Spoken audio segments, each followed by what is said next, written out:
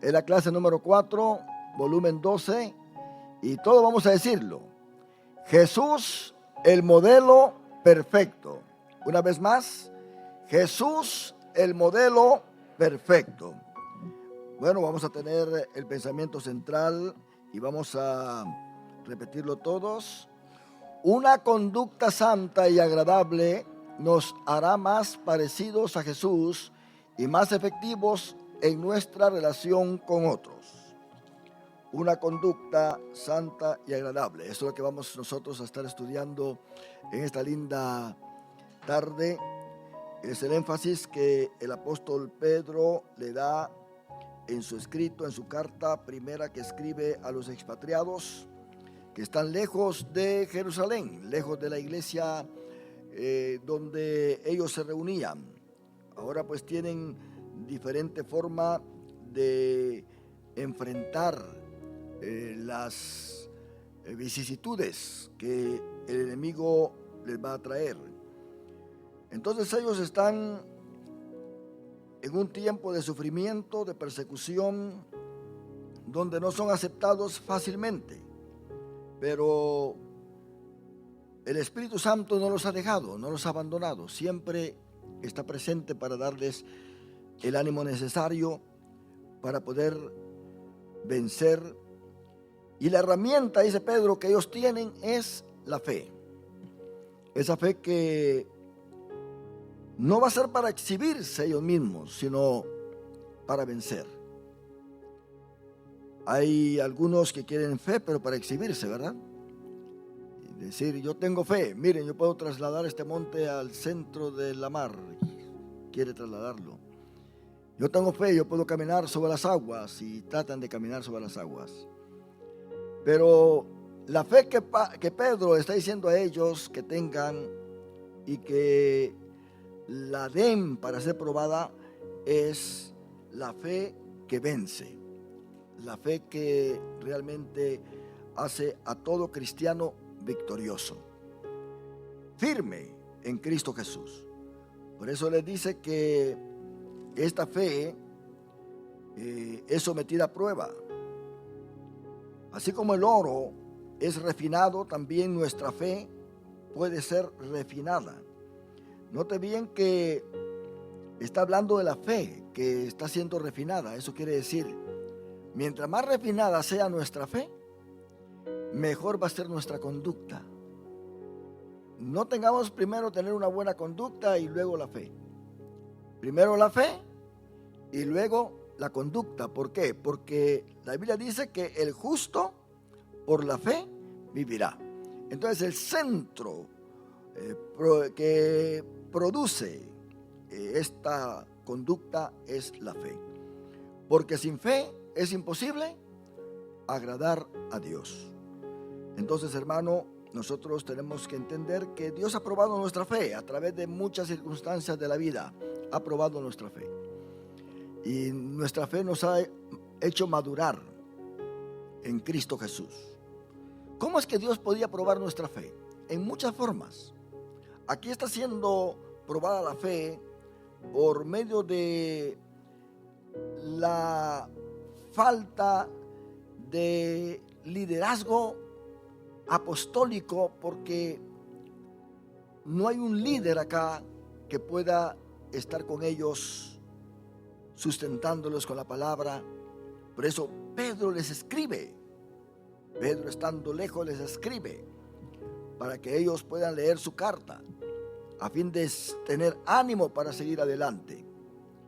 Y otro punto que el apóstol Pedro toma es que no se olviden de amar, de ser personas unidas. Porque alguien dice, ¿verdad?, que en la unión está la fuerza. Entonces, si nosotros sabemos esto, pues también debemos de ser así. Él habla entonces del amor.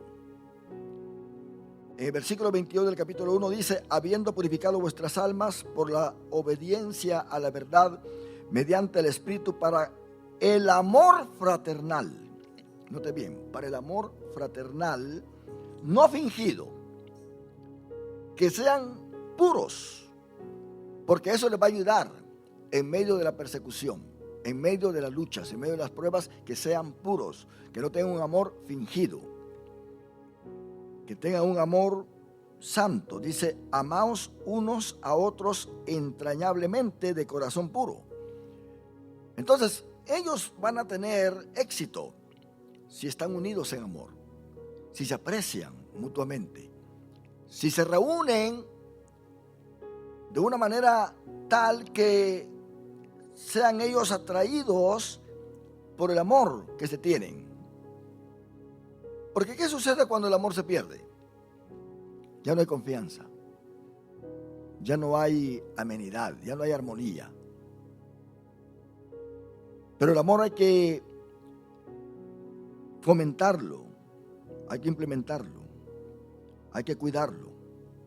Porque dice Cantares que las muchas aguas no podrán apagar el amor. Entonces, ¿qué es lo que va a librar el amor en nuestras vidas? El escudo de la fe. El escudo de la fe. Porque lo primero que Satanás quiere destruir en el pueblo de Dios es el amor de Dios. Para que venga destrucción repentina, así, repentina.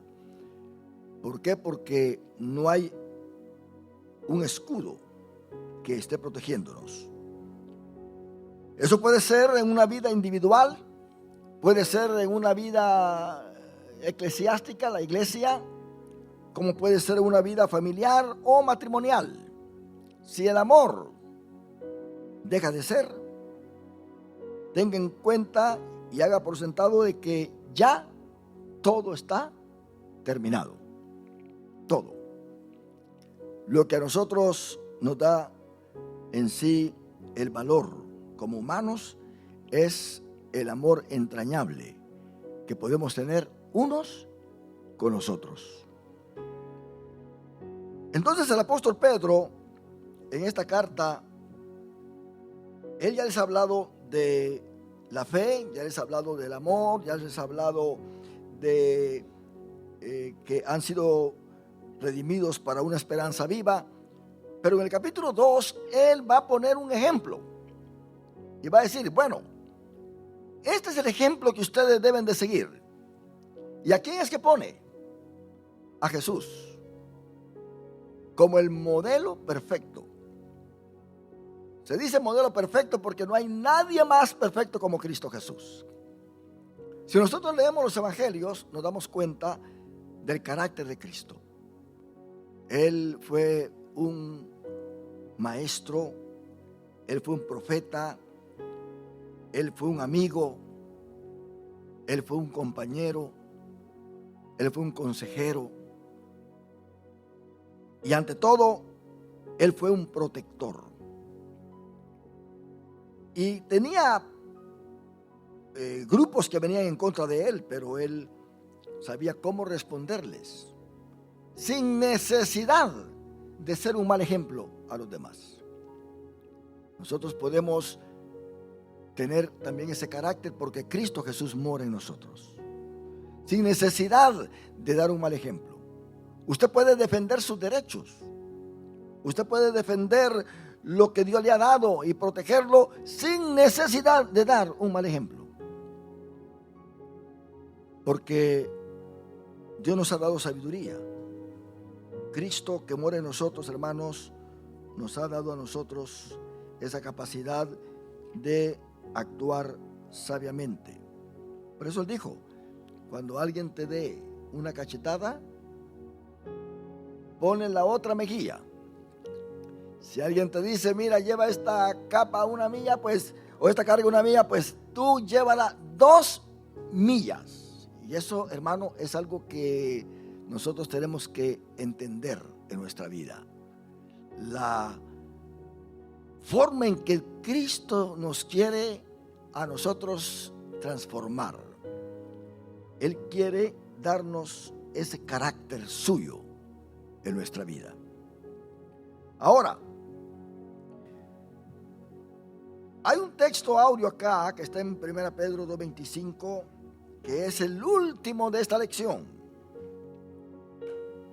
Nos dice, porque vosotros erais, no te ven que está hablando del pasado, porque vosotros erais como ovejas descarriadas, pero ahora habéis vuelto al pastor y obispo de vuestras almas. Quiere decir que ahora somos de Cristo Jesús. No tenemos que estar desconsolados, ni perdidos, ni sin valor, sin estimación alguna. Nosotros éramos ovejas descarriadas. ¿No te ven lo que dice Isaías? Que todos nosotros nos descarriamos como ovejas. Cada cual agarró su propio camino. Quiere decir, se perdieron las ovejas. En cierta ocasión Jesús ve a la multitud que caminaba para un lado y para el otro, y dice que los vio como ovejas sin pastor. Y no te viene la misericordia de Cristo. Él no vino a discriminar a nadie. Él vino a dar su vida por cada uno de nosotros. Los judíos tenían siempre contradicciones con los samaritanos y con los galileos, de tal manera que aquel que no era judío lo trataban como un perro. Lo trataban de tal manera que los que estaban fuera de Judá no valían nada. No te ven lo que Natanael le dice a Felipe cuando Felipe le dice que ha encontrado al Mesías. Le dice, y de Nazaret, porque Nazaret estaba en Galilea, y de Nazaret ¿podrá salir algo bueno? ¿Podrá salir algo bueno de Nazaret?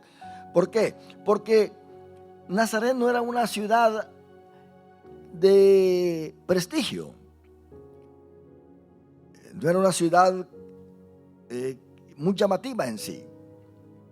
Mas sin embargo, era parte de Galilea, y todos los que eran galileos pues eran despreciados, discriminados. ¿No te ven lo que le dice una de las muchachas que entrevistó a Pedro allí cuando arrestaron a Jesús? Tú eres Galileo, porque hablas como uno de ellos. Se distinguían los galileos.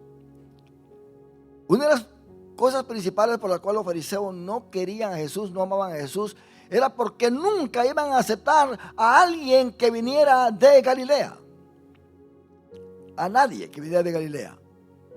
Y esto, hermano, era porque ellos se creían superiores.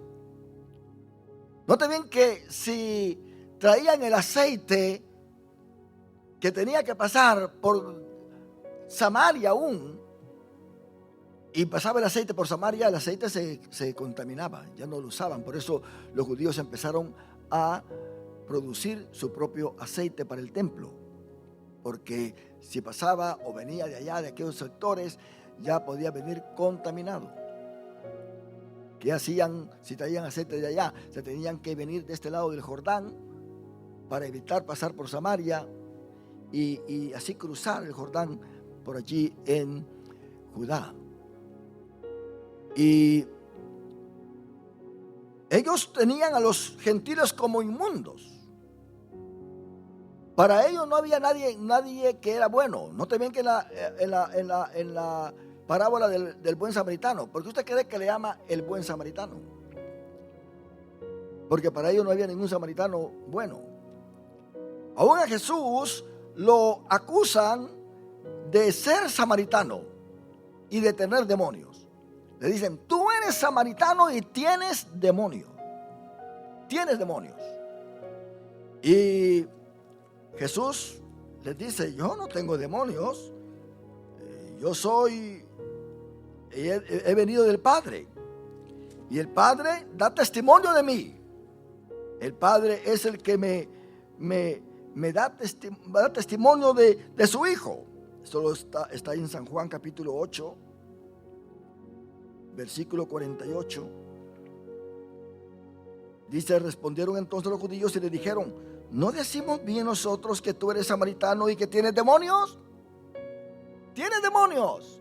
A Jesús le dijeron que era samaritano y que tenía demonios, porque no valía nada Jesús para ellos debido a su origen. Pero Jesús no nació en Galilea, Jesús no nació en Samaria, Jesús nació en Judea, en Judá, en la ciudad de Belén, que está allí en Judá.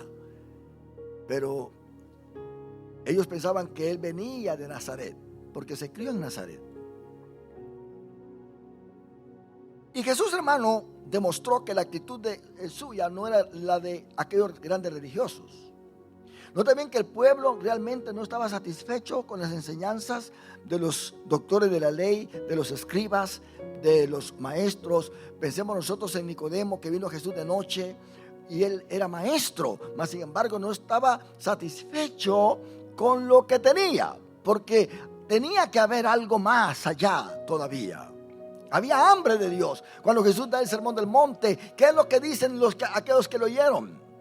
Este hombre no nos enseña como los escribas, porque este hombre habla con autoridad. Ellos no estaban satisfechos con todo esto. Pensemos nosotros cuando Juan el Bautista estaba predicando, ¿cuánta gente iba a oírlo? ¿Por qué él bautizó a muchos? Porque la gente no estaba satisfecha. Cuando él llamó al arrepentimiento, se dieron cuenta que necesitaban arrepentimiento. Así que estaban dentro de la cátedra de Moisés, mas sin embargo no había regeneración en ellos. Sin embargo no había en ellos una forma espiritual para poder adorar a Dios en espíritu y en verdad. Entonces Jesús vino a plantar la base para la verdadera adoración. Y él le dijo a la mujer samaritana que todo aquel que venía a adorar al Padre, el Padre a estos adoradores busca que le adoren en espíritu y en verdad. Dando a entender que no necesariamente tienen que estar en el templo de Jerusalén, ni en el monte Gerizim, donde había un templo antes que fue destruido después, y los samaritanos pues se apropiaron de toda esa área de Samaria, porque Jerusalén estaba en Samaria. Por eso la mujer samaritana empezó a querer tener una discusión candente con Jesús, diciendo: mira, no es en el templo que hay que adorar, es aquí en Jerusalén, aquí donde está el pozo de Jacob. Pero Jesús les dijo: mira, mujer, ni aquí ni allá. Viene la hora, y ahora es en que se va a adorar en espíritu. Donde quiera que tú estés, puedes adorar al Señor. Lo puedes adorar en tu casa, en la calle, en el mercado, en el templo, en donde quiera. En donde quiera puedes adorar al Señor, porque estás en espíritu. Porque nosotros, hermanos, somos seres espirituales.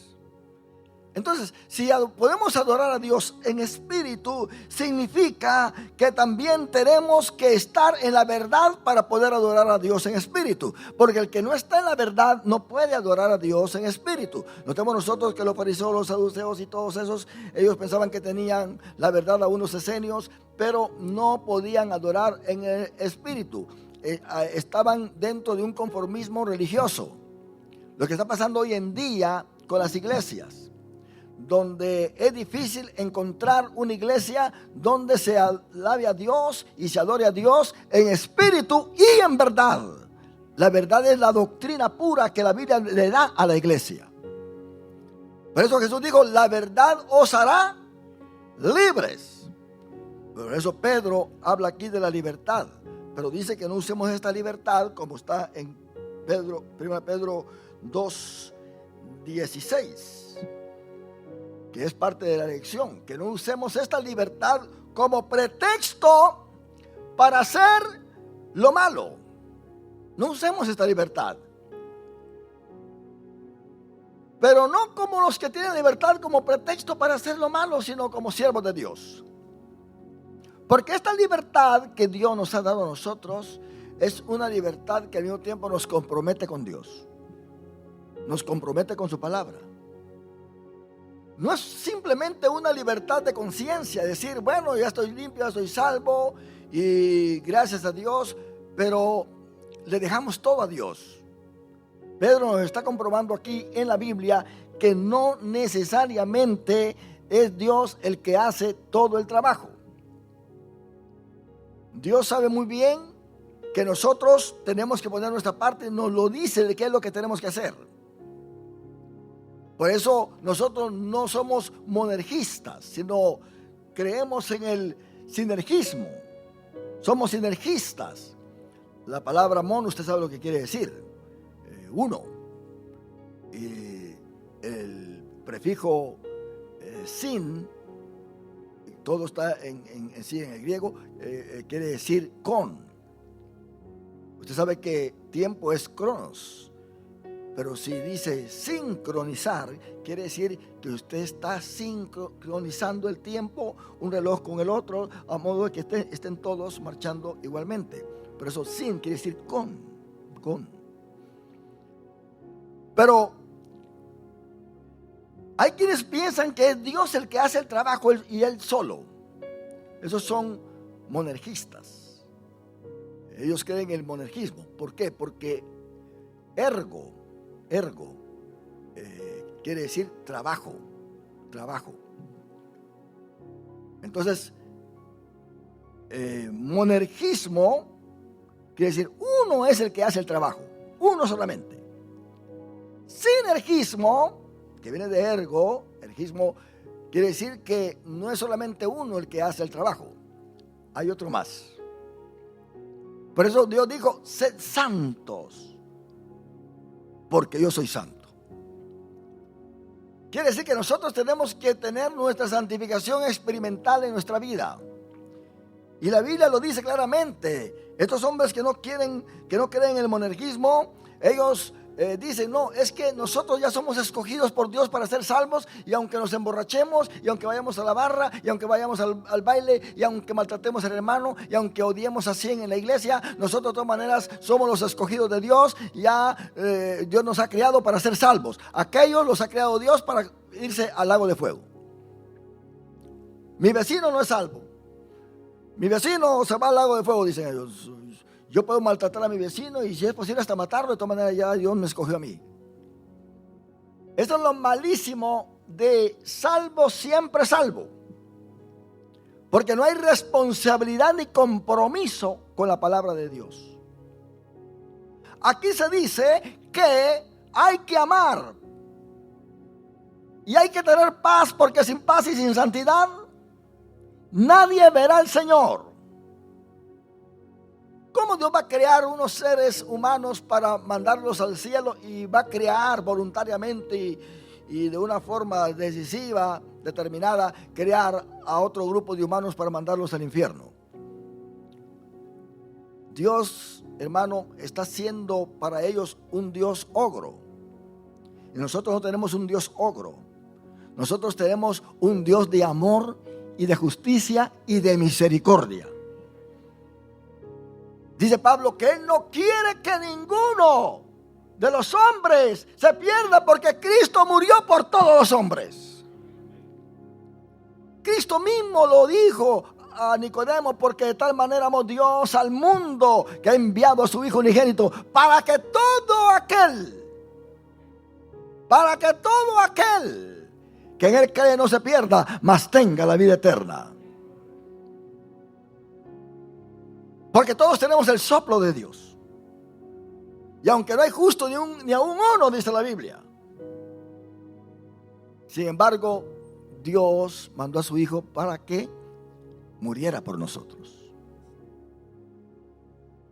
Hay muchos que ya se creen salvos aún en las iglesias donde creemos en el sinergismo.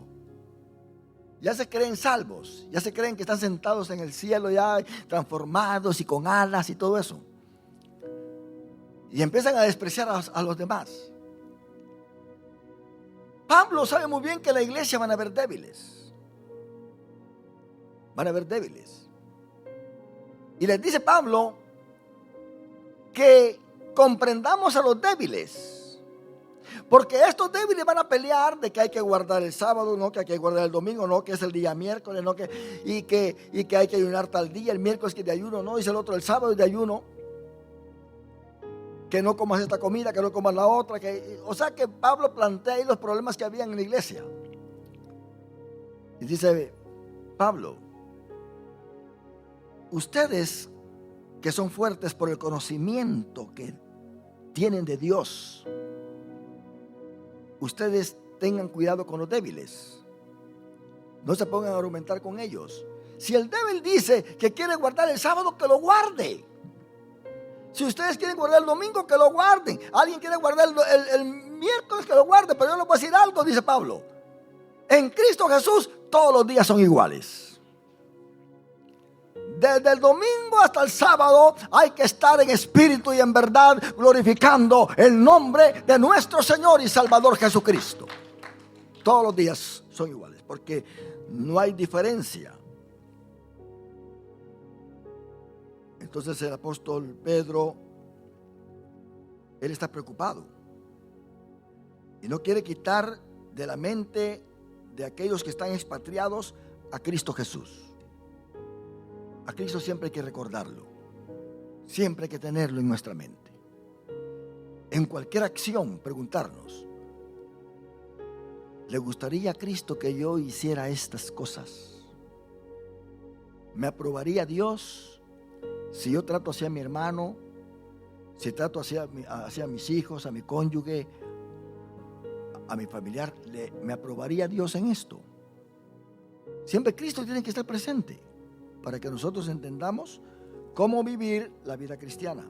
Porque nosotros, dice Pedro, ahí en 1 Pedro 2:9, que somos linaje escogido, real sacerdocio, nación santa, pueblo adquirido por Dios, para que anunciéis las virtudes de aquel que te llamó de las tinieblas a la luz admirable. Vosotros que en otro tiempo no erais pueblo. Por eso dice el texto áureo que nosotros éramos como ovejas descarriadas, que en otro tiempo no erais pueblo, pero que ahora lo sois, porque hemos alcanzado misericordia. Pero ahora habéis alcanzado misericordia, dice, porque antes Dios dijo, de este pueblo yo no voy a tener misericordia, pero en Cristo Jesús hemos alcanzado misericordia. Amados, dice, yo os ruego como extranjeros y peregrinos, que os abstengáis de los deseos carnales que batallan contra el alma. El apóstol Pedro usa un modismo que Pablo usa también en Romanos 12:1. Os ruego, pero eso no significa que no haya autoridad en lo que están diciendo. Simplemente están usando tacto y diplomacia para decirle a los hermanos cómo deben de comportarse. Porque si usted se da cuenta, en nuestra cultura hispana, nuestros hijos y nosotros nos criaron en que tenemos que obedecer siempre, ¿verdad? El padre nos habla, el padre nos dirige, el padre nos dice esto y lo otro, la madre también. Pero cuando nos dicen en un tono suave, hijo, ve a tirarme la basura, ¿usted cree que el hijo va a obedecer? Nos han enseñado a que obedezcamos al grito. ¿Se da cuenta? Dice, pues no es tan importante porque mi papá me está diciendo que voy a tirar la basura y no me lo está diciendo enojado. Entonces al no obedecer, viene el papá y le pega el grito que le vaya a tirar la basura. Entonces sí se levanta y va a tirar la basura. ¿Se da cuenta? Estamos acostumbrados al grito. Al grito. Mas sin embargo, nosotros tenemos que entender, hermano, que tenemos razón. Tenemos que analizar las cosas y decir, bueno, ¿cómo nosotros o cómo yo voy a actuar ante ciertas circunstancias sin que nadie me lo diga? Sin que nadie me lo diga. El ser humano tiene que estar siempre siendo empujado y empujado y empujado, y haz esto y haz lo otro, y no me muevo si no me empujan. Bueno, pues hay que empujarlo.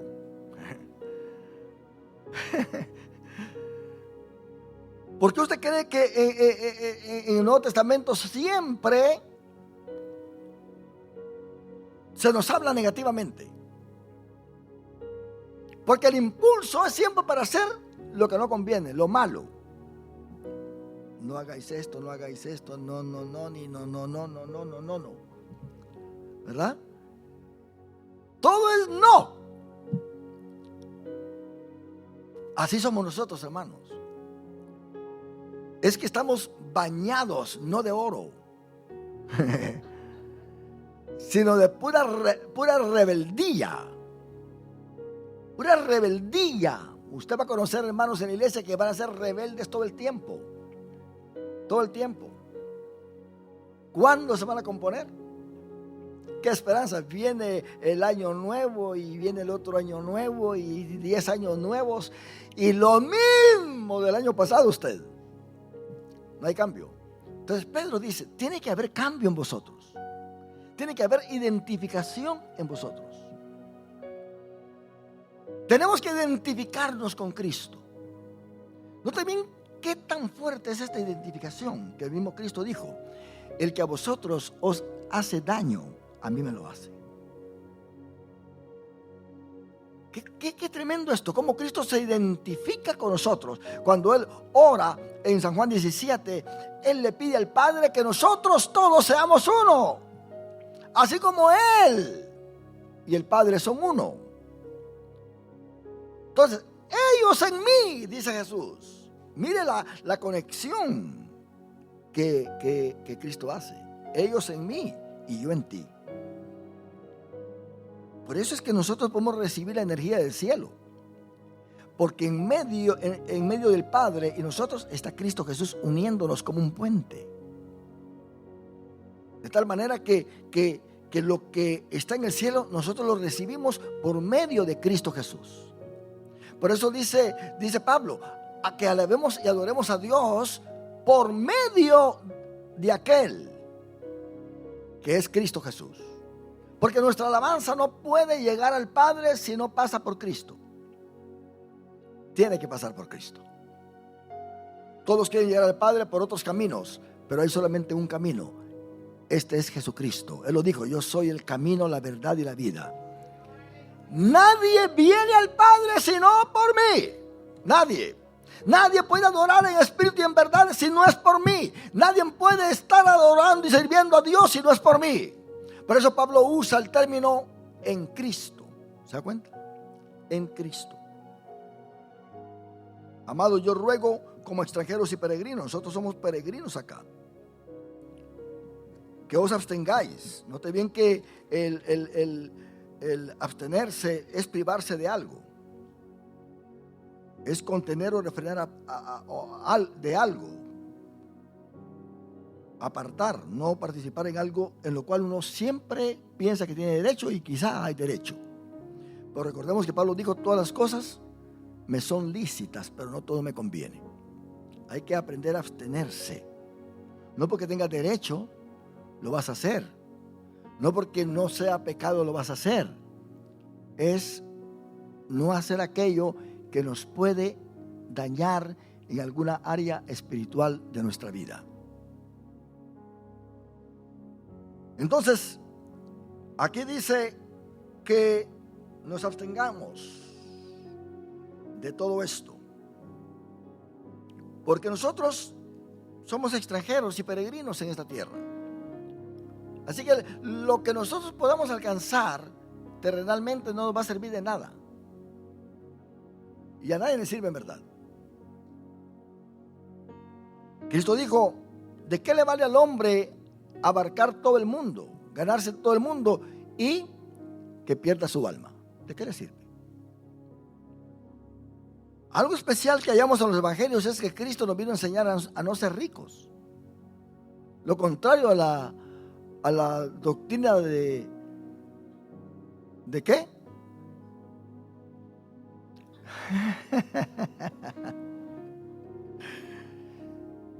Están enseñando de que hay que ser ricos para entrar al cielo. Así que esa doctrina de la prosperidad no necesariamente es bíblica. No necesariamente es bíblica. Y lo que predican es solamente lo material. Lo material. Que va a tener 2 casas, 3 casas, 8 casas y al fin no se tiene nada. Aquel a quien le están prometiendo que va a tener 10 casas, tenía el dinero para comprar una casa, pero se lo quitaron. Así que el que tiene 10 casas es el que se le quitó el dinero. Tremendo esto.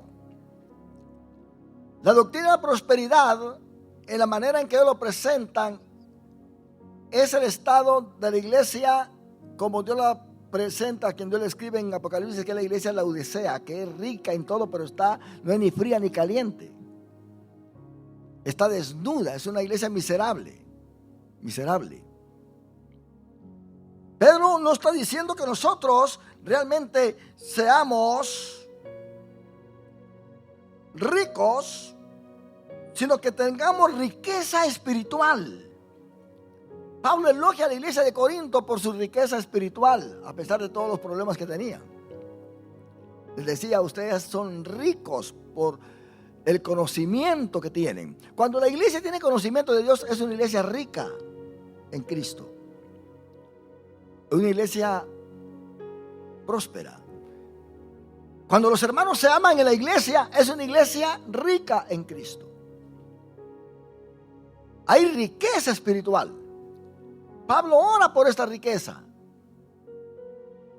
Note bien lo que dice acá y vamos a tratar de leerlo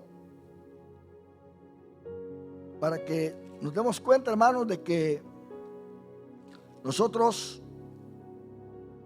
realmente somos ricos. En 1 Corintios capítulo 1, del versículo 4 al 9. Gracias doy a mi Dios siempre por vosotros, por la gracia de Dios que os fue dada en Cristo Jesús. Note bien que la gracia de Dios se nos ha sido dada a nosotros.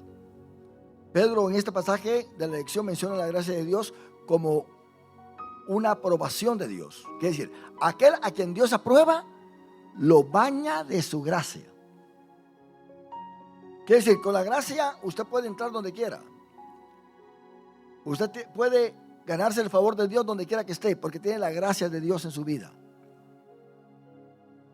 Porque en todas las cosas fuisteis enriquecidos. Noten bien lo que le dice Pablo a esta iglesia en versículo 5. Porque en todas las cosas fuisteis enriquecidos en Él, en toda palabra y en toda ciencia. Noten bien lo que esta iglesia tenía. Palabra y ciencia. ¿Cuál es el propósito del ministerio pastoral en esta iglesia? Que ninguno de nosotros ignoremos la gracia de Dios, ignoremos la palabra y la ciencia espiritual en nuestra vida. Porque si es así, nadie se pierde. Nadie se va de la iglesia. Todos nos unimos cada día más en armonía. Nos enlaza la sangre de Cristo. Nos cubre la sangre de Cristo. El Espíritu Santo se mueve y da dones y levanta ministerios en la iglesia. Y no es a la fuerza, como quien dice, el pastor quiere que yo haga esto, pero lo voy a hacer. No, voluntariamente se hace porque el Espíritu Santo se mueve dentro de la iglesia, porque ahí está la gracia de Dios, hermano. Anoche nos predicó por primera vez una jovencita, la presidenta de los jóvenes, y lo hizo con valor, con confianza. Trajo un mensaje como que si ya hubiera sido el mensaje número 1000 que había predicado. Bien coordinado, que yo me puedo atrever a decir que le vino a dar una cátedra aún hasta muchos que ya son predicadores. La manera en coordinar su mensaje, no salirse del tema, no venir con una mente dañada para en medio del mensaje decir algo y se rompe entonces esa comunión con el Espíritu Santo. Todo sanamente con la gracia de Cristo Jesús. Porque donde está la gracia de Cristo, hermano, cualquier manchita se nota, ¿sí o no? Cualquier manchita se nota. Hay iglesias que se agarran a biblazos. No literalmente que se están agarrando con la Biblia y golpeándose, sino que a puros textos bíblicos se agarran. En vez de consolarse ellos mismos, de estar en armonía. Mirad cuán bueno y cuán delicioso es habitar los hermanos como juntos en armonía. Es ahí donde el buen óleo se derrama dentro de la iglesia. Y Eclesiastés dice que la mosca muerta hace heder el buen perfume del perfumista. Quiere decir, una mosca muerta ministrando en la iglesia hace heder la iglesia. Dañó. El Espíritu Santo es como esas plantitas que le llamamos las dormilonas, que usted apenas las toca, sus hojas se cierran. El Espíritu Santo es más delicado que eso todavía. El Espíritu Santo es algo, hermano, que nosotros tenemos que estimar en un culto, porque no estamos viniendo para complacernos a nosotros y decir, pero dije lo que quería decir. No, no, cuidado. Y qué bueno que llegó esa noche. Has contaminado, has hecho algo indebido y el Espíritu Santo se enoja contra ti. Porque ¿qué dice Pedro? Que hablemos ¿qué? Palabras de Dios. Es todo. Entonces, tenemos, hermano, que entender que hay que aprender a abstenerse de cosas que batallan contra el alma y son esos deseos carnales. Son deseos carnales. Así que dice acá, así como el testimonio acerca de Cristo ha sido confirmado en vosotros, dice el versículo 6 de 1 Corintios capítulo 1. Y mira lo que dice el versículo 7. De tal manera que nada os falta en ningún don. Esta iglesia tenía todos los dones, esperando la manifestación de nuestro Señor Jesucristo. ¿Cuál era la actitud de esta iglesia? Estaba trabajando, esperando la manifestación de nuestro Señor Jesucristo, la venida. Esa debe ser nuestra actitud. Mas, sin embargo, tenía muchos problemas y Pedro lo está corrigiendo. Pero el problema del asunto es que ahí habían en esas iglesias espirituales y habían carnales. Y usted me preguntará, hermano, ¿y quiénes son los carnales en una iglesia? Bueno, preguntémosle al apóstol Pablo, porque si yo se los digo, ustedes no me van a creer. Entonces, vamos con el apóstol Pablo, ahí en 1 Corintios capítulo 2, vamos a empezar el capítulo 2, versículo 13. Miren lo que hace el espiritual. Por lo cual también hablamos, no con palabras enseñadas con sabiduría humana, sino con las que enseña el Espíritu, acomodando lo espiritual a lo espiritual. Capacidad de acomodar lo espiritual a lo espiritual. Esta es la capacidad que muchos teólogos liberales no tienen. Pueden hablar de Jesús, pueden hablar de muchas cosas bonitas y lo otro, pero cuando se van ya al Jesús resucitado, al Jesús glorificado, al Jesús de la fe que presenta Pablo, ya no pueden decir nada. No creen, simplemente no creen. No tienen la capacidad de hablar dentro de ese dominio espiritual, porque no son espirituales. No pueden acomodar lo espiritual con lo espiritual. Dice el versículo 14, pero el hombre natural no percibe las cosas que son del Espíritu de Dios, porque para él son locura y no las puede entender porque se han de discernir espiritualmente. El hombre natural es aquel que no está conectado con Dios en lo absoluto. En cambio, el espiritual juzga todas las cosas, pero él no es juzgado de nadie. Porque ¿quién conoció la mente del Señor? ¿Quién le instruirá? Mas nosotros tenemos la mente de Cristo. Este es el hombre espiritual. Pero ¿qué es el hombre carnal? ¿Y quién es? Capítulo 3, versículo 1. De manera que yo, hermano, mire, en primer lugar el hombre carnal es un niño en Cristo. Dice, de manera que yo, hermano, no pude hablaros como a espirituales, sino como a carnales, como a niños en Cristo. El hombre carnal es un niño en Cristo. Usted no lo puede tocar porque ahí empieza a llorar usted. Es como... bueno, se me olvida el nombre de este actor Chabelo. Muchos chabelos en la iglesia usted. Grandototes. Pero ñoñito, dijo aquel, ¿verdad? Grandototes. Y se da la fama. No, que yo. ¿Sabe para qué era bueno Chabelo?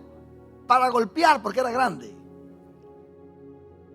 Pero todo lo demás era de niño. Así hay muchos creyentes en la iglesia.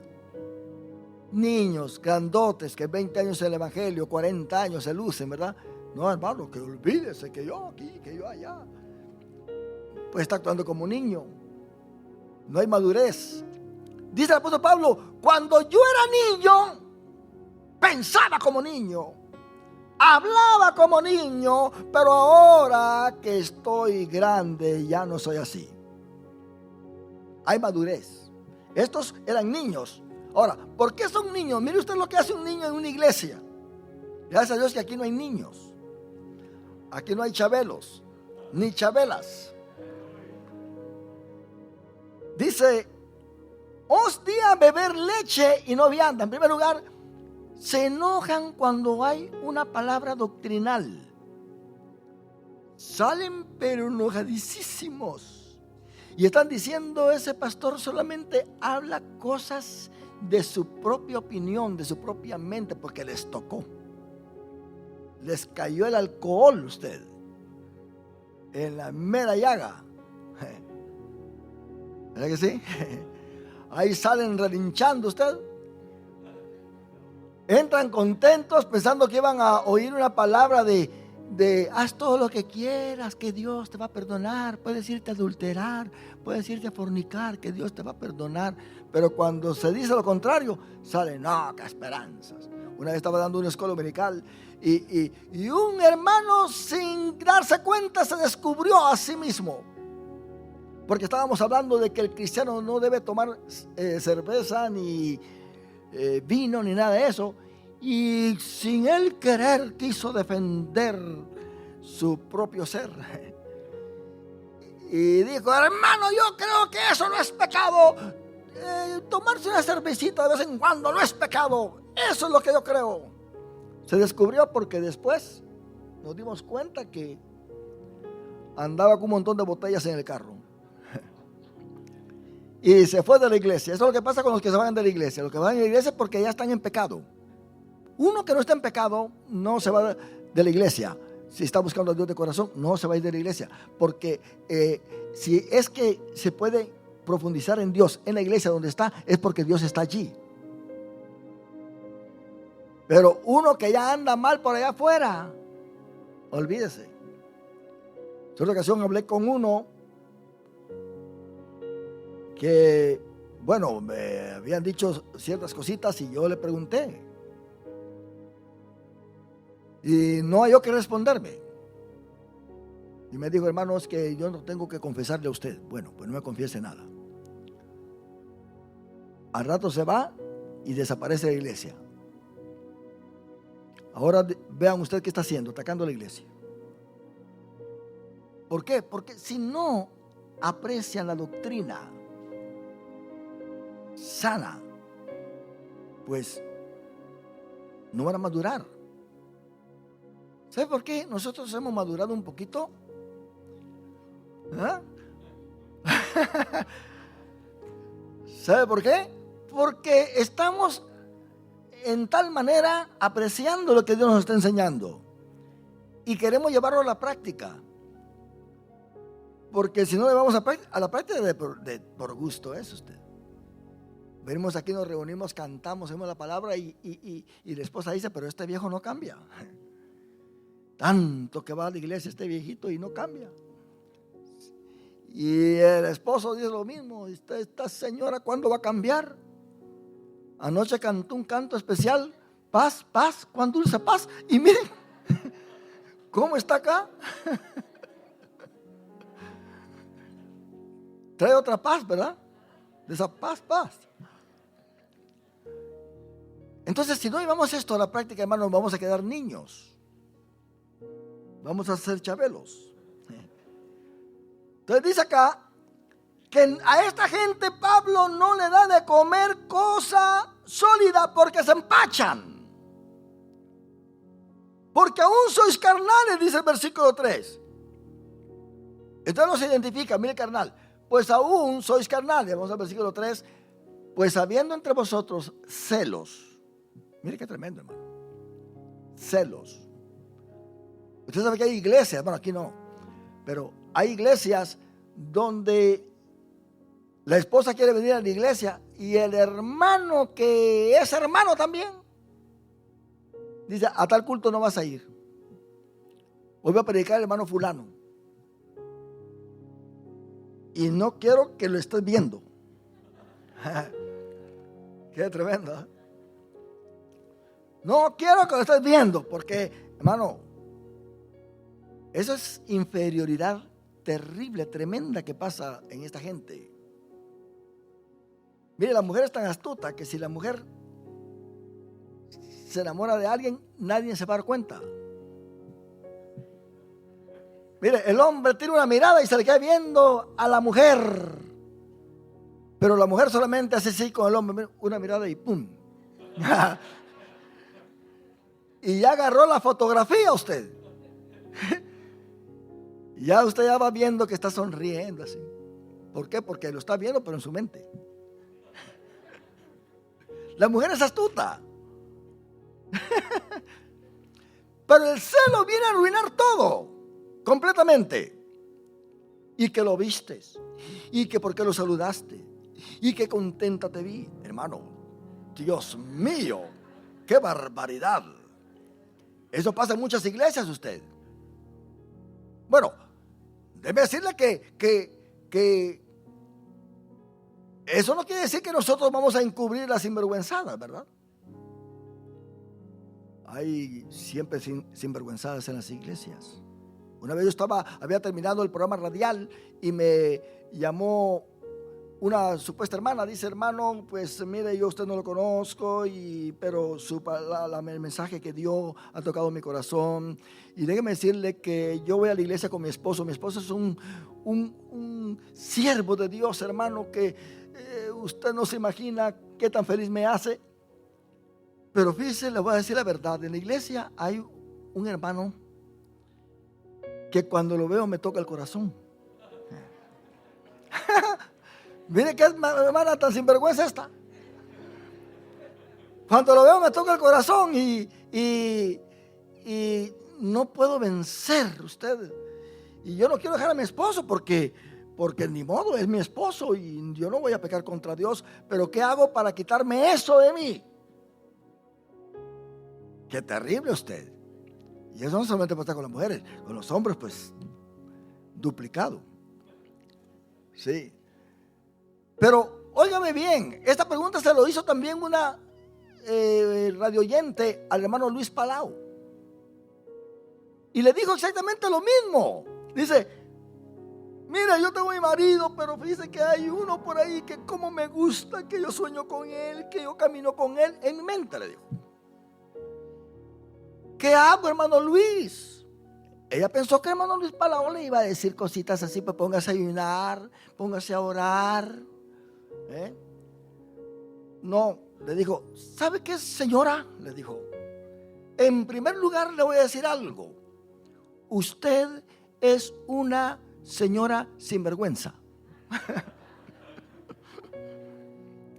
Se lo dijo directamente, nada de que con eufemismos y todo eso, nada, de una vez, ¡pau! Usted es una señora sinvergüenza, porque si usted amara a su marido, no anduviera pegando el ojo choco que usted tiene en otros, ¿verdad? Qué terrible eso, hermano.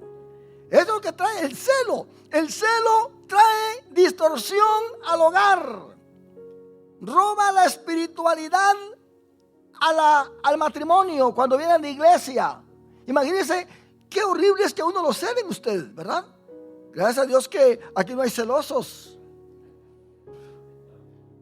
Como decía la canción: al hombre que es celoso que se le ve el diablo. Así que quizás ya se lo ha llevado, porque aquí no hay. Aquí no hay. Aquí queremos fomentar amistad y respeto, ¿verdad que sí? Amistad y respeto y distancia, especialmente ahora. Gracias a Dios que hay 6 pies.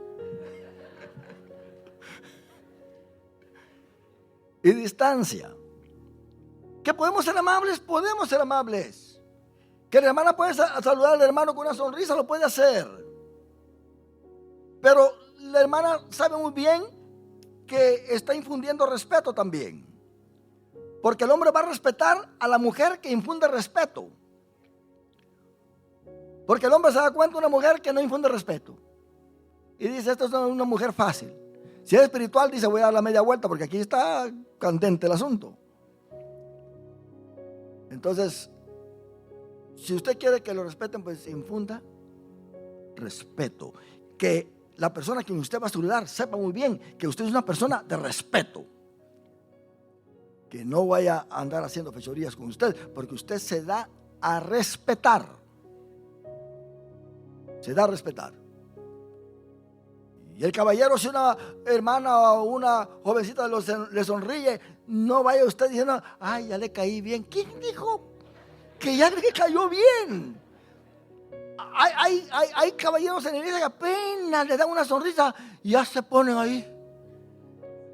Dios mío. Como que estuvieran caminando, andando en las nubes.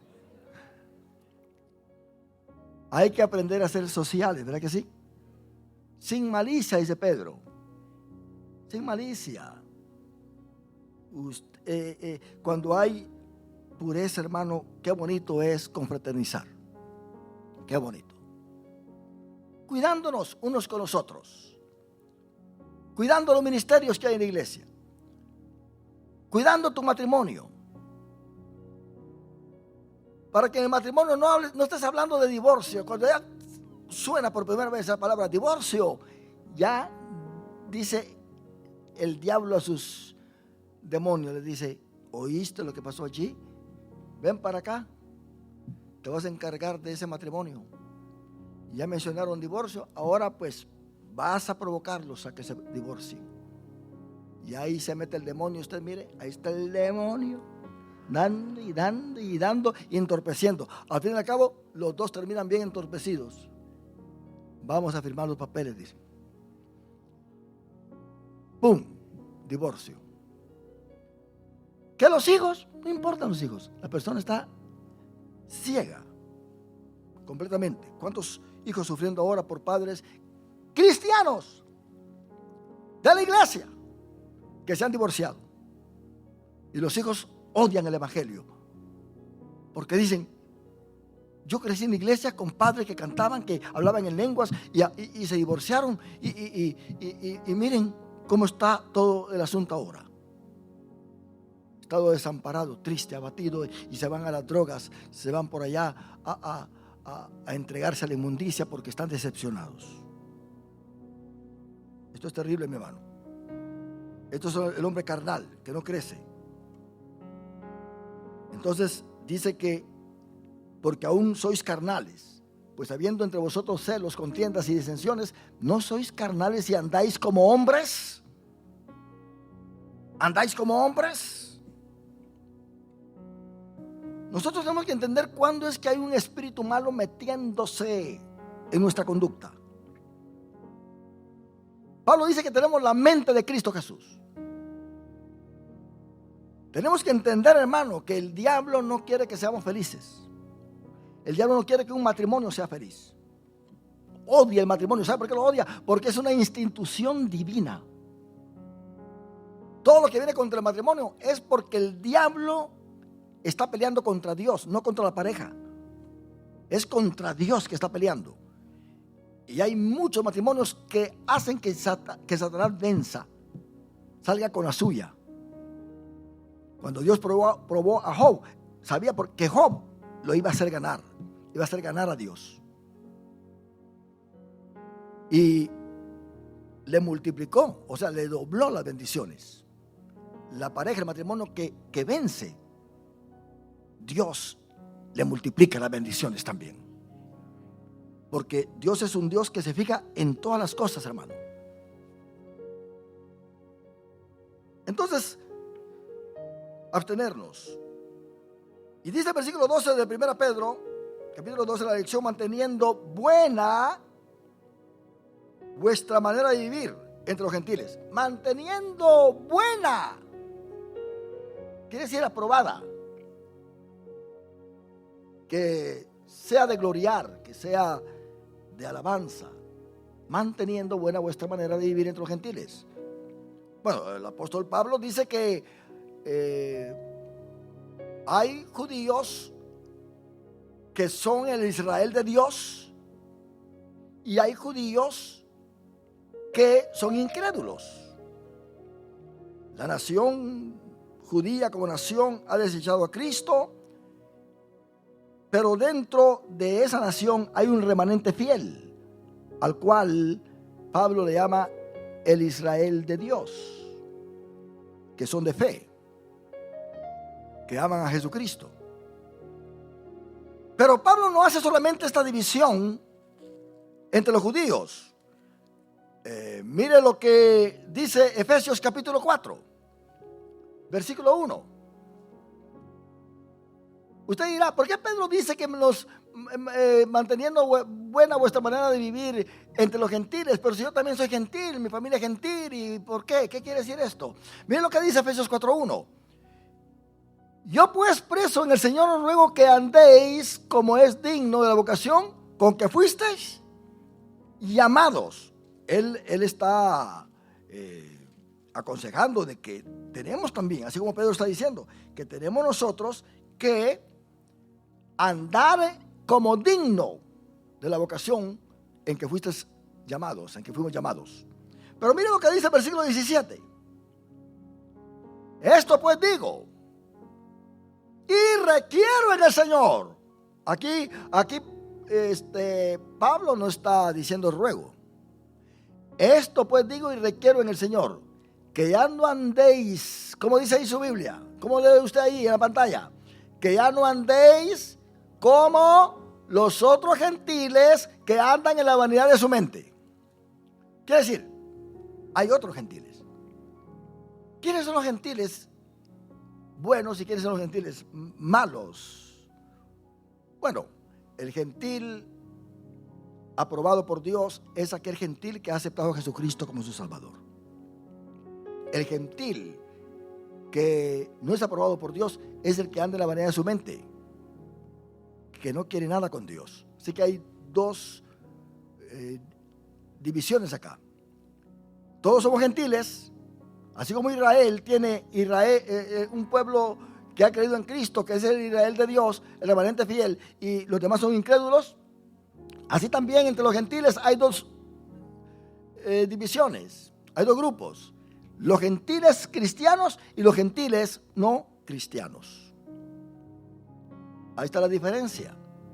Por eso Pedro está diciendo: manteniendo vuestra buena manera de vivir, manteniendo buena vuestra manera de vivir entre los gentiles, para que los que murmuran de vosotros como de malhechores glorifiquen a Dios en el día de la visitación al considerar vuestras buenas obras. El cristiano tiene que tener buenas obras para no hacer murmurar a los otros. ¿Por qué? Porque mucha gente quiere venir a la iglesia y dice: no, pero para ser como mi suegra, no, usted. Para ser como mi cuñado, ¿quién? Para ser como mi hermano. O sea, no hay testimonio que atraiga. No hay testimonio que tenga un magnetismo poderoso para las almas perdidas. Nosotros tenemos no repeler, sino atraer. Atraer. Recordemos que en nosotros está Cristo. Y con nuestro testimonio, ¿a quién atraemos la vida? A Cristo Jesús. Entonces, Pedro está tratando de decirle a los gentiles cristianos que están allí, porque muchos han creído, ahí no es solamente judíos, sino que también muchos gentiles que han creído. Recordemos que en la iglesia de Antioquía de Siria, ahí habían judíos y gentiles. Ahí se le llamó por primera vez cristianos a los del camino, a los evangélicos, a los que creen en Cristo, a los que los judíos le llaman los nazarenos. Por primera vez se le llamó cristianos. Entonces, el versículo 13 dice: por causa del Señor, someteos a toda institución humana. Ahora, aquí el apóstol Pedro está aconsejando de que tenemos nosotros que tomar en cuenta nuestros gobiernos. Pablo habla de que hagamos rogativas, oraciones, peticiones a favor de los que están en los gobiernos, para que la palabra de Dios corra y sea glorificada y no haya ningún estorbo, para nada. Pero ¿por qué dice que nos sometamos a toda institución humana, ya sea al rey como a superior, por causa del Señor? Hay quienes piensan que el hecho de ser evangélico es tomar una licencia de parte de Dios para venir en contra de las leyes de nuestro país, en contra de aquello que nuestro gobierno pone como reglas para nuestro bienestar social, familiar y en cualquier otro aspecto. Vemos nosotros que lo que está pasando con esta pandemia, se han tomado medidas que han afectado al mundo entero, han afectado los negocios, han afectado la política misma, las familias, las iglesias, por las medidas que se deben de tomar, por precauciones que se deben de tomar. Los gobiernos han implementado las vacunas para que uno no contagie al otro, para que estemos más capacitados para poder resistir el virus y no morirnos, porque hay hijos, hay nietos, hay matrimonios que no se deben de deshacer, pero por la rebeldía de alguien se puede deshacer. Entonces viene en contra de los gobiernos. No, que ese es el anticristo, que es lo otro, porque por ahí siempre hay predicadores de toda índole, con mentalidades diferentes. ¿Cuándo es que la iglesia realmente no se debe someter a instituciones humanas? Cuando una institución humana provee el pecado, como el aborto, cuando mantiene y sustenta el pecado, como el matrimonio entre el mismo sexo. ¿Qué quiero decir con eso? Con aquello que es antibíblico. Pedro le dijo al Sanedrín: es menester obedecer a Dios antes que a los hombres. Es ahí donde la iglesia tiene que estar dispuesta a morir por Cristo Jesús.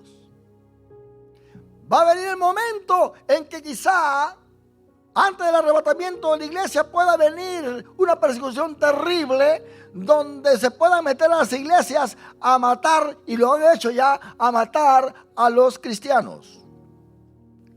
Pero ¿qué tal si el gobierno empieza a prohibir el evangelio y que no sea el evangelio, y que todo aquel que es evangélico, pues entonces a la tumba? ¿Cuántos de nosotros dejaríamos de ser evangélicos? ¿Cuántos? ¿Cuántos de nosotros dejaríamos de venir a la iglesia? Es ahí donde se conoce si amamos a Dios o no. Si usted lee libros especiales como los mártires y todo lo que ha pasado en la India y con algunos musulmanes que han aceptado a Jesucristo, usted se va a dar cuenta los estragos que han hecho con los cristianos. Públicamente los han quemado. En el tiempo de Nerón, cuánta persecución. Nerón encendió la ciudad de Roma para culpar a los cristianos de que fueron ellos, y todo el mundo se les vino encima. Un hombre que mató hasta su propia madre, mató hasta a sus hijos. Era un hombre sin conciencia alguna, completamente cauterizada su conciencia. El hombre, cuando tiene su conciencia cauterizada, puede hacer cualquier cosa, hermano. Entonces, ¿estamos dispuestos nosotros a morir por Cristo? Si estamos dispuestos a morir por Cristo, quiere decir que va a ser fácil obedecer entonces. Hay que sacrificar cosas que a nosotros nos gusta, que a nosotros nos trae placer. Hay que sacrificarlas por causa del Señor. Porque, hermano, el que no se quiera someter a una institución humana, ya sea al rey como a superior, no te ven que el superior puede ser cualquiera. Puede ser hasta el pastor en la iglesia. Puede ser el líder del grupo. Y hay quienes en las iglesias no han aprendido a someterse. Quieren vivir sin pastor dentro de una iglesia. Porque el que no obedece al pastor es como que no tuviera pastor. ¿Para qué yo andar obedeciendo al pastor? Yo voy a la iglesia porque ni modo. Me gusta la iglesia, ahí se canta. Ahí hay palabra de Dios, llegan visitas, hay grupos musicales que llegan. Bueno, pero realmente, pensemos nosotros en esto. ¿Somos parte de la iglesia, sí o no? ¿Somos parte de la iglesia, sí o no? Ellos están en un país ajeno al de ellos. Así que ellos tienen que ser de ejemplo también a las instituciones humanas. Tienen que obedecer. Tenemos ejemplos en la Biblia de hombres que obedecieron, como José, como Daniel, como los 3 varones hebreos que estuvieron ahí. Pero cuando les tocó la fe, no se rindieron. Así que Nabucodonosor sabía hasta dónde podía llegar con ellos. Los gobiernos tienen que saber hasta dónde pueden llegar con la iglesia. Tienen que saber hasta dónde pueden darnos leyes a nosotros. Porque no podemos implementar en una iglesia la ley del aborto. Porque abortar es quitarle la vida a otro. No podemos implementar en una iglesia la ley del matrimonio con el mismo sexo. Esto lo prohíbe la Biblia. El hecho de que los gobiernos aprueben una ley que sea para ellos conveniente no quiere decir que la iglesia tiene que aceptar esas leyes. Para nada. Note bien que en 1 Corintios el apóstol Pablo le dice a los corintios y los exhorta porque hay pleitos dentro de la iglesia. ¿Y sabe qué hicieron algunos? Llamaron a los hermanos a la corte del juez. Y le dice Pablo, ¿acaso no hay en tu iglesia líderes espirituales que puedan aconsejarlos? ¿Por qué primero no se fueron con los ancianos de la iglesia, con el pastor, con el líder espiritual para resolver su problema? ¿Por qué de una vez se fueron a la corte? ¿Por qué? ¿Acaso no hay sabiduría dentro de la iglesia? ¿Acaso no está el poder de Dios dentro de la iglesia? ¿Acaso no está Cristo dentro de la iglesia? ¿Quién es el que puede solucionar los problemas dentro de la iglesia? Cristo Jesús. ¿Por qué tienes que irte por ahí, por acá y que... No. Pablo lo exhorta, dice, ¿por qué se fueron a la corte? ¿Por qué lo llamaron contra el juez? Cuando ustedes son iglesia, están dando un mal testimonio. Ustedes están diciendo que Cristo no está allí, cuando Cristo realmente se está manifestando. Ustedes son ricos en toda palabra y ciencia. Hay que tener sabiduría. Y luego dice que el versículo 14, y a los gobernadores como por él enviados, por castigo de los malhechores y alabanza de los que hacen bien. Si tú haces tus impuestos, hazlos bien, para que después no te persigan. Para que después no vayan a decir, este le está robando al federal, al Estado. No hagas como alguien que tuvo que vender su casa para pagar después. Con el tío Tom no se juega usted. Es bien bravo, ¿verdad? La Biblia dice, todo lo que el hombre sembrare, eso también ¿qué? Cosechará. Esta es una ley vigente, inquebrantable. Luego, note bien el cambio de tono que toma el apóstol Pedro cuando ya está hablando acá, primero con nosotros mismos. Absténganse ustedes. Tienen que empezar con ustedes mismos, con sus propios deseos. Tienen que aprender a manejar bien sus deseos. Tienen que tener dominio propio.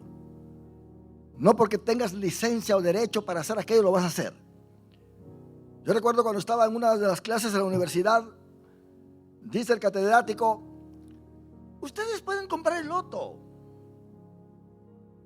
Yo no hallo ningún pecado comprar el loto. Además, no afecta en nada a la vida espiritual. Compren el loto. Entonces, algunos levantaron las manos. Y vengo yo, levanté mi mano. Se me dio la palabra y le dije, bueno, señor catedrático, le dije, no necesariamente aquello que no haga daño se tenga que hacer.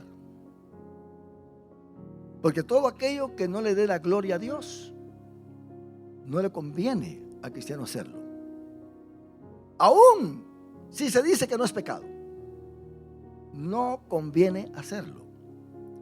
Porque la conciencia sufre. Y Pablo dice que hay que tener una conciencia tranquila, pura, limpia.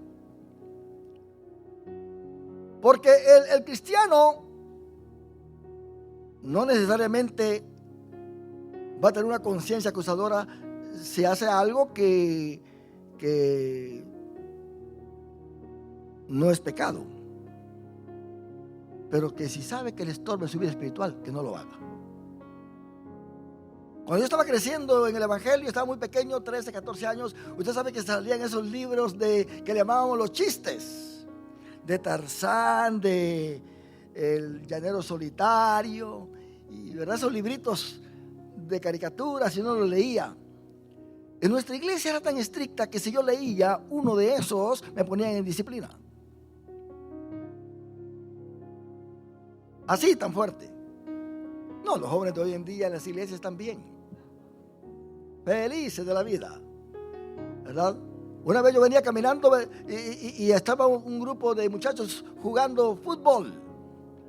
Y alguien tiró la pelota muy fuerte y cayó en la calle donde yo estaba. Y yo corrí y se la regresé de una patada. Y uno de los diáconos de la iglesia me vio. En la noche me tenían en reunión con el pastor, que por qué le había dado la patada al diablo. Y dije, pues entonces, fue el diablo. Le dije, eso estuvo bien. Entonces nuestro pastor, reverendo Domingo Yaz, él se les quedó viendo y le dice, ustedes han llamado al hermano Portillo acá simplemente porque le dio una patada a la pelota de fútbol para regresársela a aquellos que estaban jugando.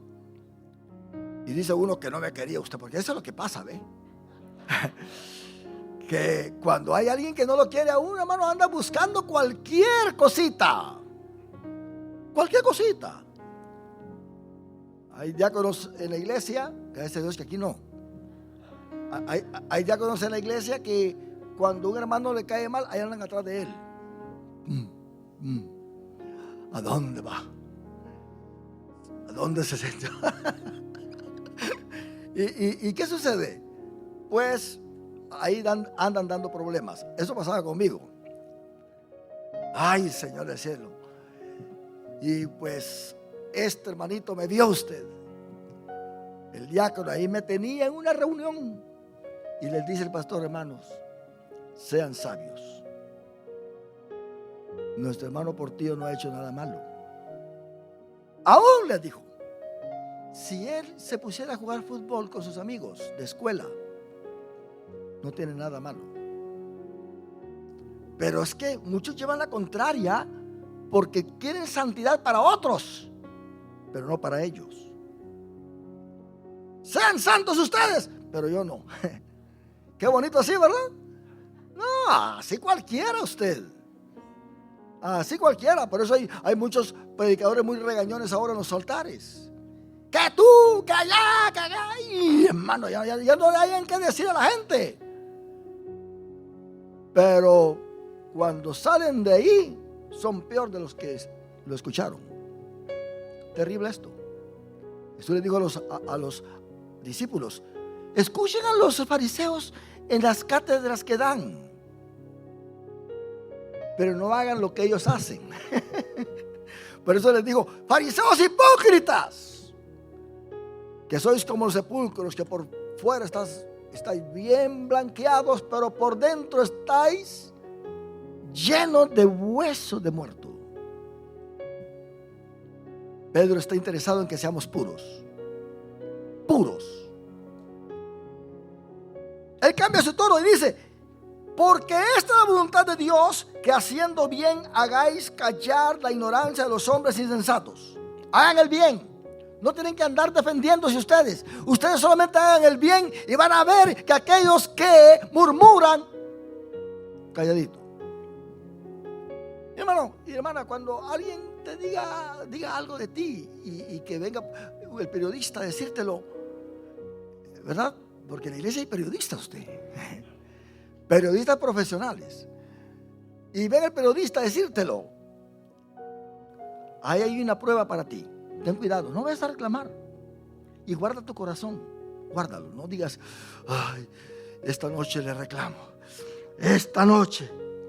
Y no duerme, hermano, hasta que no le reclama. Hermano, no. Dios te está probando. Te está probando Dios. No hagas nada. Ora por tu hermano, por tu hermana. Algún demonio se le cruzó. Y el demonio que se vaya. Cuando se vaya el demonio, entonces ya te va.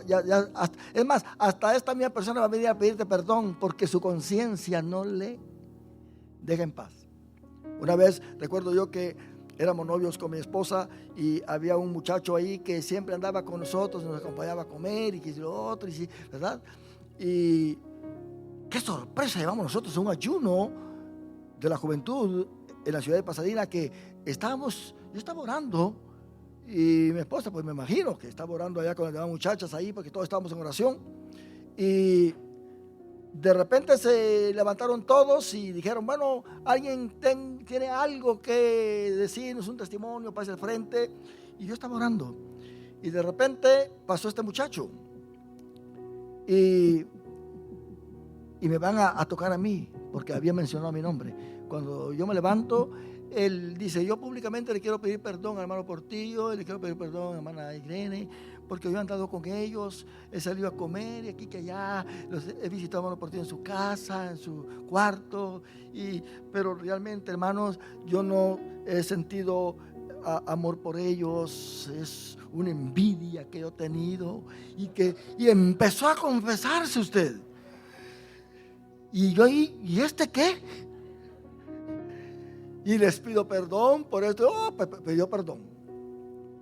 Su conciencia no lo dejó. No lo dejó. Hermano, tenemos que guardar nuestra conciencia. ¿De qué te sirve estar con tu hermano, con tu hermana, si tú sabes que tu hermano te cae mal? ¿Por qué? Tu conciencia te va a torturar. Es mejor tener el amor de Dios, que tu conciencia, ¿qué? Te va a bendecir. Te va a bendecir. Por eso dice: como libres, no como los que tienen la libertad como pretexto para hacer lo malo, sino como siervos de Dios. Esta palabra pretexto, si usted leyó su escritor, viene de la palabra epiculumá, que quiere decir capa o una cubierta. O una cubierta en las definiciones. Quiere decir que se pone en la capa, ¿verdad? Para tapar algo que no es verdadero. Entonces dice: honrar a todos, amar a los hermanos, temer a Dios, honrar al rey. Quiere decir, el amor es general. Criados, ahora viene en sí la relación que hay en los compromisos familiares y sociales y el trabajo. Dice: criados, están sujetos a todo, con todo respeto a vuestros amos, no solamente a los buenos y afables, sino también a los difíciles de soportar. Con todos. ¿Usted ha tenido jefes difíciles de soportar? difícil de soportar. Pero, ¿qué lo que enseña aquí Pedro? Sean ustedes amables de todas maneras. Que nadie los cambie. Que tú sonríes y alguien te critica, sigue sonriendo. Que tú perdonas y alguien te sigue ofendiendo, sigue perdonando. Que nadie te cambie. Que Cristo está en tu corazón. Porque esto merece aprobación. Aprobación que aquí es gracia. Si alguno a causa de la conciencia delante de Dios sufre molestias padeciendo injustamente, cuida tu conciencia.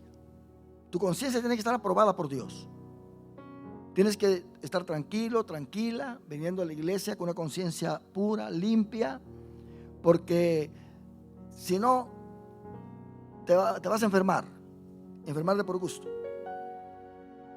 De gratis, dijo alguien por ahí, ¿verdad? Pues, ¿qué gloria es si pecando sois abofeteados y lo soportáis? Mas si haciendo lo bueno sufrís y lo soportáis, esto ciertamente es aprobado delante de Dios. Dios te llena de gracia. Si tú sabes que estás haciendo lo bueno y soportas esa ofensa, esa maltratada, esa crítica, no te importe. Estás haciendo lo bueno.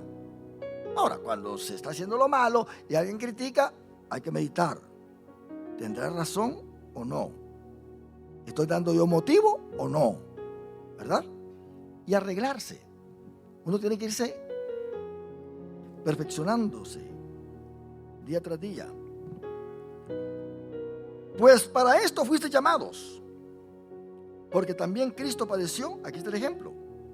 Cristo padeció por nosotros, dejándonos ejemplo para que sigáis sus pisadas, sus pasos. Él es nuestro ejemplo. Estamos aprendiendo de Cristo cada día. Así dice Efesios capítulo 4. El cual no hizo pecado ni se halló engaño en su boca, a pesar de todo. Porque vosotros erais como ovejas descarriadas, pero ahora habéis vuelto al pastor y obispo de vuestras almas. Quiere decir, Pedro lo que está diciendo aquí es esto. Ustedes antes hacían lo que querían, siguiendo la corriente de este mundo, pero ahora ustedes tienen su dueño, tienen un pastor, los está pastoreando. Con su vara y con su cayado les infunde aliento.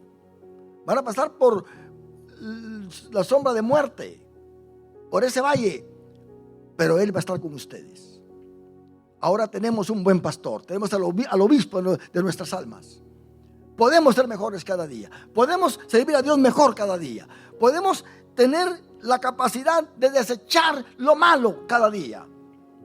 Podemos nosotros, hermanos, vencer pensamientos inicuos que llegan a nuestra vida, pensamientos que trastornan nuestra vida espiritual. Podemos ser mejores comunicadores, mejores amigos, mejores padres, esposos. Podemos ser mejores miembros de la iglesia, mejores ministros. Podemos mejorarnos. Hay mucho campo para nosotros ser mejores en Cristo Jesús. Él dice: sé fiel hasta la muerte y yo te daré la corona de la vida. ¿Cuántos decimos un aleluya, mis hermanos? Póngase de pie y damos gracias al Señor por esta palabra.